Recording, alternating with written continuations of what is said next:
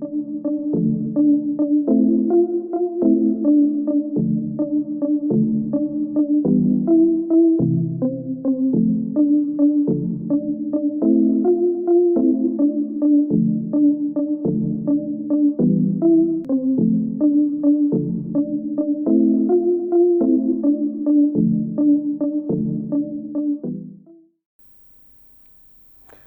everyone, welcome to the third lecture of week 9. We have been talking about prompting methods and in this lecture we will cover some more advanced prompting techniques. So, we will continue with few shot prompts for a little while. We will talk about how do you select the few shot examples there, call them demonstrations. Now, after that we will talk about what is chain of thought prompting, and we will talk about certain variations and other ways of prompting like self consistency, tree of thought, self ask, and we will also talk about program edit prompts. So, that will be for this particular lecture. So, now let us remember few short prompts what we were doing. So, after giving the instruction we give certain examples. So, this is what we call as demonstrations, right. Now, a practical question is, okay, at inference time when I have to really do the prompt, I will have an actual problem that I want to solve. With that I want to give some demonstrations like, okay, this is another problem and this is how you solve it, or this is the answer to the problem, right. The question is, what would be the best demonstration to provide to the model? Now, intuitively we can say, okay, given an input, suppose I have my training data, I have like in the training data I may have I1 to some In instances. Each instance means an actual problem and the corresponding answer. Now, given the particular problem, so your input, if I have to select, let us say just k such examples, k such demonstrations, what I can do, I can find out which of these n are closest to my input. Now, closest can be different in various ways. For example, I can say I will compute the embeddings of the input, embeddings for all the instances, and find out which of these n have the most similar embeddings as my current input, right. So, I can compare the embeddings of the current example with all the embeddings of the input. So, what I am saying, so these k demonstrations by default we are saying they would be kept constant, but you need not keep them constant. Depending on the problem, you may choose different demonstrations. It becomes a little more tricky though, because then you have to have some method, given an input you have to find out similarity with all the examples available. So, it will have some more computational cost involved, right. But it typically has been seen to work better, that you take demonstrations that are more similar to the input. Now, can I also do certain learning here? So for example, this was the paper, it is called Prompt PG. So, this is dynamic prompt learning via policy gradient for mathematical reasoning kind of task. So, can we also learn how to select in context examples? The idea remains very similar, but they make some modification. So let us take you through their framework. So, what they will do? So this is the training phase. Okay. So, in training, what will happen? So, you will have some example, and for the example you also know what is the correct answer, right. So, you have the training example, but you want to select, and this is your pool from which you have to select some in context examples, some demonstrations. Let us say you want to only select 2. So, you are doing 2 shot prompting, you want to select from these 5 candidates 2 candidates, right. So, we said you can do that like by finding embedding similarity of this example and all of these, that is one way. So, they actually use this idea, but they built on top of that a little bit. They say, okay, maybe it is a function, it is not directly just the embedding, you have to do some function. So, they create some sampling method, that is they create some probability distribution. What is the probability of selecting ith example given this training example. So, you have 5 examples, you will have some probability for each of these. Now, we will see how to compute the probability, but let us say we have some probability, and from that we can sample, right. We can sample whatever number of required demonstrations I need. Now, what I can do, I can append these demonstration plus I will put the training example, and I actually give it to the L language model. So, like GPT-3 model, I'll create a prompt based on this demonstrations and the input example, and let it run and give me an output, a prediction. Then once I have the prediction, I can generate a reward. How will I generate the reward? I will know, given this prediction, because this is in the training, I know whether it's correct or not. So I'll know whether, so if the prediction is correct, so ideally we want to update the policy so that I select this in context example with a higher probability. But if this is wrong, I will reduce the probability of selecting this particular example, right, given this PI. So I'll modify my policy according, this is my policy, I'll modify my policy. Right. So what do you mean by modifying your policy? Right. So we have talked about RL, I mean, in the last week, so you have some idea in this. So, but how we define policy? So you see, they do very simple policy here. So they will pass them through pre-trained language model, and this can be simply BERT. You get the embedding, right? So we were talking about in the previous slide just comparing embedding. They do a little higher.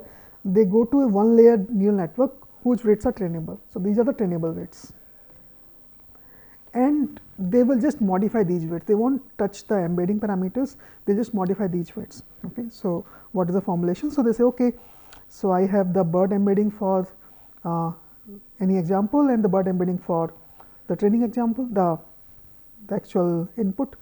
Now I'll pass them through some matrix W times some linear layer and plus bias. Same way I will do for this PI. So I'll get HEI and HPI. Then I'll compute the probability as simply, like, I mean, just taking the dot product of these and doing softmax over that, right. So that means you get some trainable parameters on top of this frozen language model, and you can update these parameters based on your policy gradient, right. So this is the idea, right. And then you will have a, now given a new example, you can again your model is trained, so you can get this distribution and you can sample from that, right, and use that for your prompt. So this is the idea, that you can even learn how to select these examples dynamically. There are of course many other methods also. There are even methods that tell you how to order them, right. So now let's come to the other kind of prompting frameworks, right, that are very popular. So one of them is chain of thought prompting, right. So what we do here, so for example in COT what we do, so we want LLMs to generate some reasoning steps, or we want them to learn from demonstrations. That how do you solve the problem? The idea is that, okay, I have a problem that requires some reasoning, so I either tell the LLM that, okay, this is how you solve a problem step by step, right, or we will see there is another way of doing that. So like suppose this is the question I want to solve. Please calculate the average of the numbers 2, 4 and 9, and it has been seen that mathematical reasoning is not so easy for the large language models, because we will simply take we will add them and divide them by 3, right, but that means you have to do some steps, you add them and then divide by 3, and each calculation has to be correct, right. So you see the answer given here is wrong, it should be 5, the answer is 6, right. So what you can say, okay, I can give an example. So I say, okay, please calculate the average of the numbers 1, 3, 5 and 7, and you say, okay, 4 and 5, 9 and 7, 16, the answer should be 4. But you only give the answers, right? Let's say you only give the answer, and then you again ask this question. The answer may still be wrong, because even if you have given an answer, you have not given the correct reasoning path, that how do I go from these numbers to an average, right? So it becomes difficult for LLM to reason out the correct answer.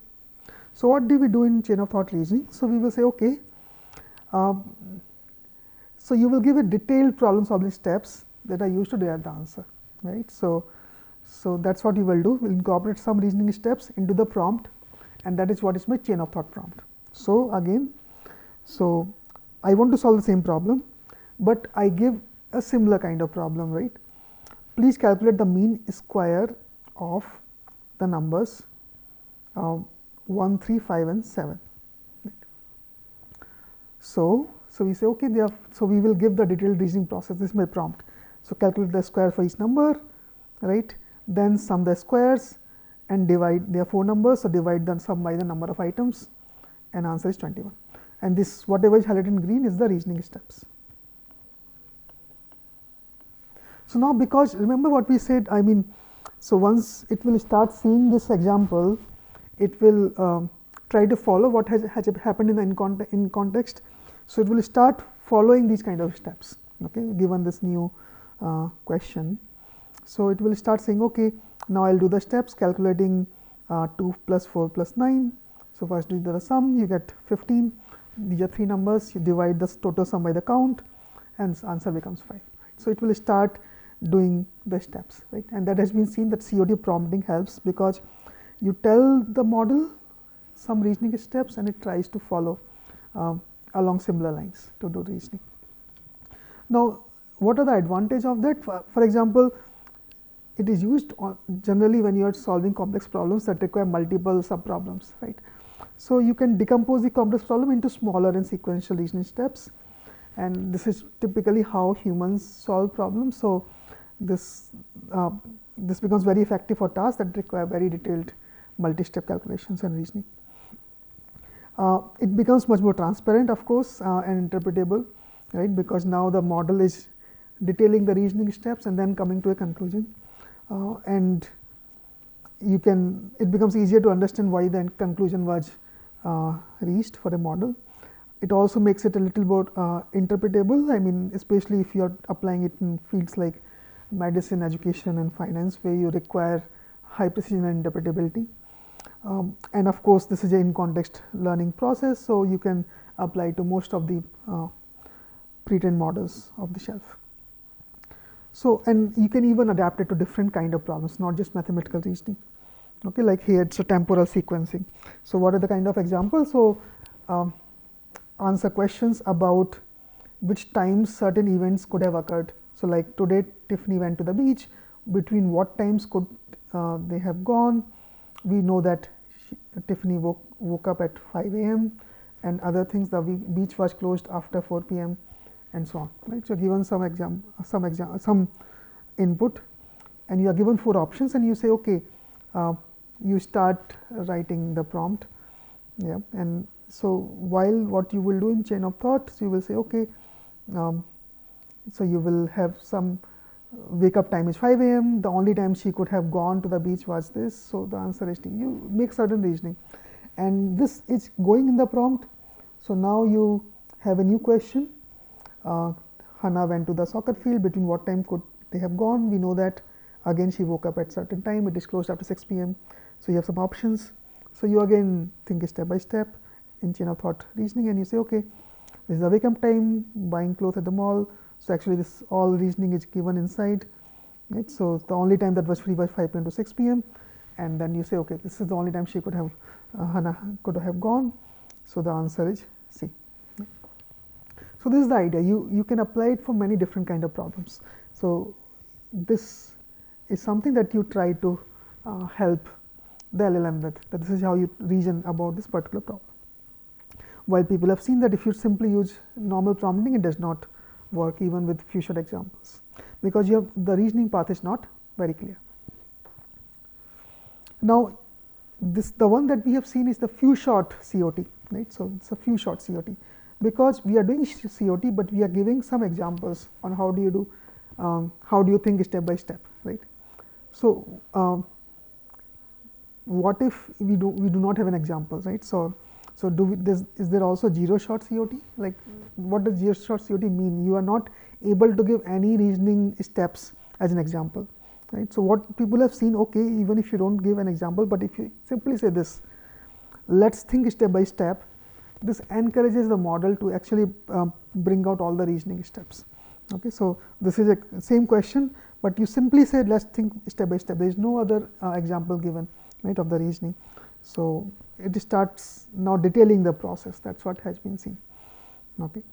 So, yeah, I mean this is the zero shot COT, and few shot means you actually give the reasoning steps. So, zero shot COT is nothing but just this phrase, let us think step by step. Okay. Now, people have seen, okay, you can apply COT, but what it will do, it will, you give a prompt to a language model, you will start decoding with certain method, either greedy decoding or beam search or whatever, right. But you will only generate one particular reasoning path, that will be your, suppose you are doing greedy decoding, you will generate only one particular reasoning path. That may be correct, that may not be correct, right. But what if we do something more? I mean, say, because by sampling I can encourage the model to generate diverse sort of reasonings, right. So, what if I allow my model to generate diverse kind of reasonings and then see certain consistency across these. Okay. So, what I will do, I will again apply chain of thought kind of prompt. So, I have an example with question and reasoning path, any question and an answer is what I have to get it from the LLM. So, what I will do, I will say I will use the facility that I can sample, right. So, I can sample means I can generate multiple diverse paths. So, let us say I generate 3 different paths. So, for this question I get one path which has answer is 18, another path answer gets 26 and third path answer gets 18, right. So, I have 3 different paths and I have three answers and I say okay, maybe I can find some majority there, and you say out of 3 2 have the same answer and you can put that down. So, you can marginalize out the reasoning paths to aggregate the final answer, that is the idea. Typically majority voting would work. So, you take majority voting in the final answer and whichever gets the majority voting you try to marginalize the reasoning paths there. Okay. And in the paper people have tried with okay, how many different reasoning paths do I take. So, they increase the reasoning paths from, so this is just 1 then to 5, 10, 15 and so on. And interestingly across data sets like common sense, arithmetic and ARC etc., they found that this is the 0 shot performance. So, this is the greedy decoding, this is the greedy decoding and this is the self consistency. Both are chain of thought, right. So, greedy decoding will give you only one reasoning path. So, it gets certain accuracy, but if you take multiple reasoning paths and take a majority voting, so this consistently increases the performance. That was something very interesting, and what they found that if you have a higher number of diverse reasoning paths, this consistently improves the reasoning by a lot. Okay. Now, one may argue that okay, I can generate multiple paths even by beam search, right. What if I do beam search and generate multiple possible outputs? So, they even tried that. So, they said okay, what if I just do top beams, so I can say 5 top beams, 10 top beams, 20 top beams, 40 top beams, right. And you see, I mean the numbers are not always increasing if you take top probability paths, because the problem is the top probability paths, even if you take 40 top probability paths, they may have very close probabilities and they may all be very similar, right. They may not give you diversity. So, that is why in self consistency, because you are sampling, so even they tried okay, if you do self consistency with beam search versus you doing with sampling, if you do it with sampling it is typically better, right. So, this is just the top beam, the first row is just the top beam, right, by using beam size of 40, just the top beam, there is no majority voting, only top beam.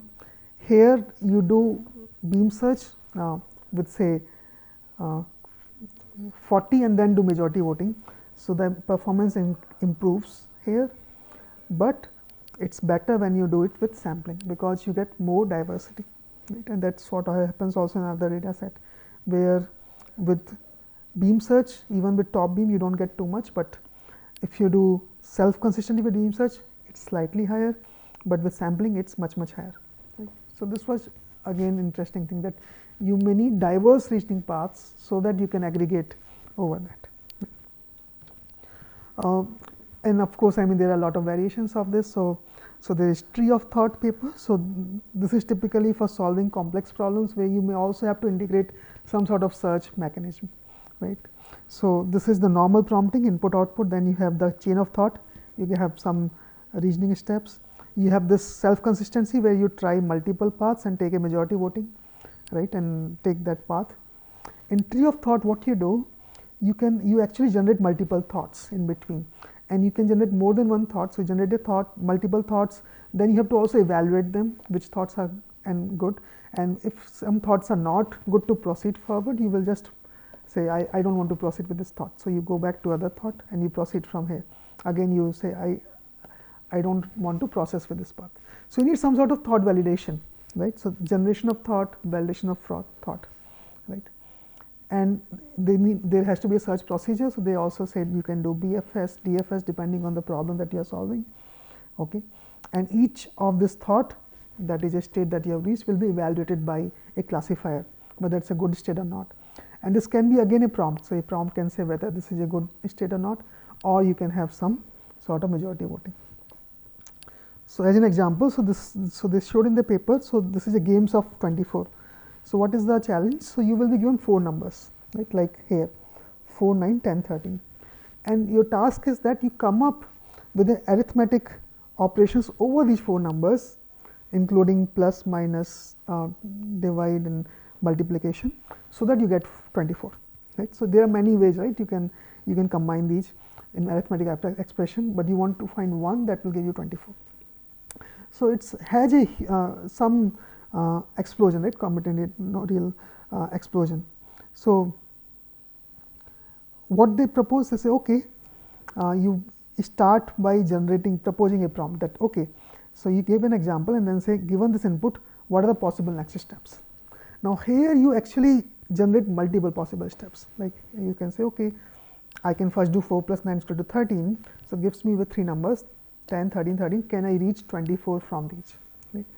So, I can do 10 minus 4 as 6, these are remaining, can I generate 24 from this. So, you can do multiple such thoughts. Now, each of the thought you have to now evaluate, is that a good thought, whether you should, they say 3 things. Sure, it looks like it will give me 24 going forward, it is likely to give me 24, it is impossible to give me 24, right. So, you evaluate these. So, again you give an example in the evaluation prompt. So, you can say okay, if I have 10, 14, so 10 plus 14 is 24, so I will say sure, right. So, now you have a new input 10, 13, 13, you have to say whether this can give you 24. So, how do you evaluate it? Okay. So, you can say okay, 13 minus 10 into 13 is 39, 10 plus 13 plus 13, 36. So, you can try some paths and say okay, there is no way that you can get 24 with these big numbers, and you say impossible. So, you evaluate and say okay, now I do not want to proceed from this. So, you go back and start from this 10 minus 4 6, 6, 9, 13, you try to evaluate it, right, and that is your tree of thought scenario. There is self ask, right. In self ask, what you do? So, this is your direct prompting, and this is specifically needed when you have questions that require certain compositionality, right. So, for example, who lived longer, Theodore Hecker or Harry Watkins, right, and answer is this. Now, how would you know this? I mean, typically you have to have some reasoning that okay, what was the age of Theodore Hecker when he died, what was Harry Watkins when he died, and then among these which age was higher, right. I mean, that is what you will do. So, you can say I can do a chain of thought for the same region, right, but what about some other question like who was the president of US when superconductivity was discovered? Now, the same chain of thought that you used here may not work, right. So, like here, so you see it says discovered in 1911, president from 1913 to 1921, gets wrong, and it says that he is the president. So, it gets it wrong. So, what is the idea that for every particular question, the kind of questions that you need to ask may be different. So, why do not you prompt LM to understand or to ask such questions, right. So, it may understand what are the so it may be easier for you to for the LLM to say okay, I need answer to these questions, and once I have answer to these questions, I can get the final answer, right. So, you just prompt it to say okay, this is my question. So, are follow up questions needed here? That means, do you think there are some follow up questions required? And you say yes, and then the first question, how old was Theodore Hecker when he died, right, and you get an answer from that, from the LM, right? This is the question, you get an answer 65. Again you have another follow up question, Harry Watkins when he died 69. So, you say okay, so the final answer is Harry Watkins. Similarly, here you end here, and this is what is the steps the LM has produced. Follow up questions needed here, yes. So, what is the first follow up question? When was superconductivity discovered? You get the answer. And then the next question is who was the president in 1911? right. So, that is how you bridge the gap in compositionality. You have to keep on asking follow up questions and you get the answer from there, right. Okay. Now, you can even make it better, because see certain questions LM may not know if the LM has been trained on certain static data set. So, rather than LM answering this question, you may give this question, feed to a search API, get the answer and put it back into the LM, right. So, they also in the self-ask paper they also try to integrate search engine. So, what they will do? So, they will say, okay, in what year was the latest current tallest, right. He says it's a current tallest wooden lattice tower completed. So, you need search engine here. So, you say, okay, follow up questions required, yes, what is the current tallest wooden lattice tower? Now, you will stop here. The LM helped you in generating the question that you want to search with. Now, you have an API call to a search with this query, get a response. Now, you feed it back saying immediate answer is this, and what is your next follow up question? This is what LM is generating. Follow up, when was radio tower Gliwice radio tower completed, right. So, now you again go to the search engine and ask this question, you get 9035, your answer is this, right. So, now you are saying you can even integrate other things that may be more reliable than LM, right. So, like you are integrating search engine in your prompting, right. So, we will talk more about that how do you integrate multiple kind of such external tools to the LM, but this is one way you can integrate search engine with the tool.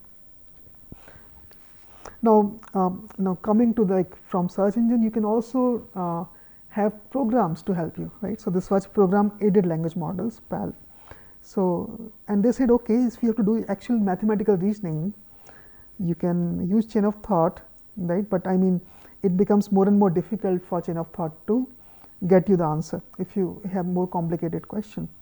So, what if we in our prompt, like the way we do chain of thought, instead of writing the answer in words, we write in terms of variables and a program, right. So, like here Roger has 5 tennis balls, he buys 2 more cans of tennis balls, each can has 3 tennis balls. How many tennis balls does he have now? So, rather than actually solving it and getting 11, you say, okay, let us convert this into a program and let a program interpreter solve this, right. So, my task becomes like translation. I translate this to a computer program, and now a program interpreter will take it and get me the final answer. So, I need not worry about actual calculations, which are really difficult for the language model. So, I say, okay, so what are my variables? Tennis balls are 5, board balls are 2 into 3, right. I do not compute it to be 6, and then I say, what is my answer? The tennis balls plus board balls, right. So, now these 3 things can be given to any program and it will give me the answer, right, and that is the interesting idea behind this program aided language models.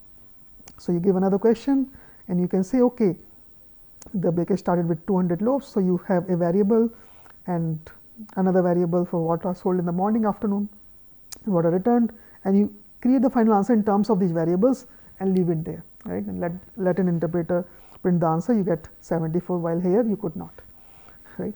So, they will generate intermediate steps and a Python code. So, what is interesting that we are seeing?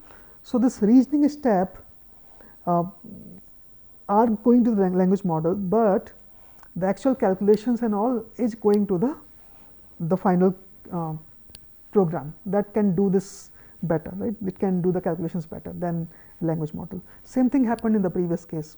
So, a search tool can do the search better than what an LM can do.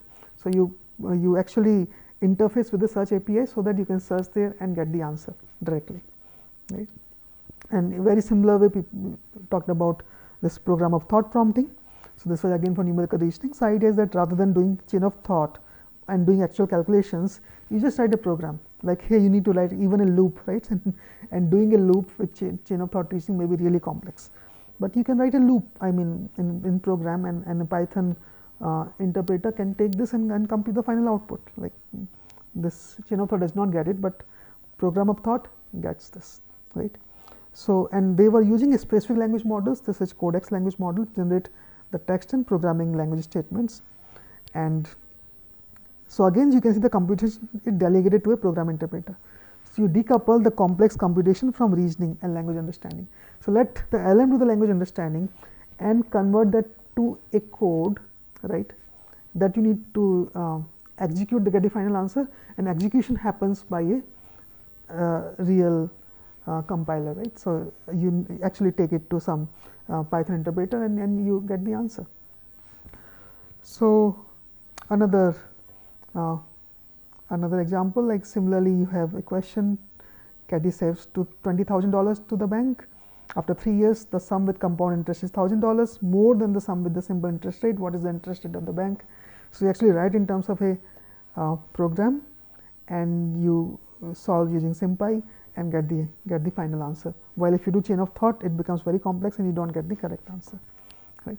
So, what are these examples telling us? That we can even if we can integrate this in the prompt multiple types of even APIs, and that may help in the LM solving multiple different kind of problems, right. So, we talked about search engine API, we talked about a programming API that you can integrate, but can you also augment other tools in general.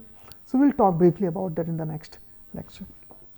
So, you can read about it a little bit from this chapter 12 of our book, and also there are details in the hands-on large language model book and the foundations of large language models on arXiv.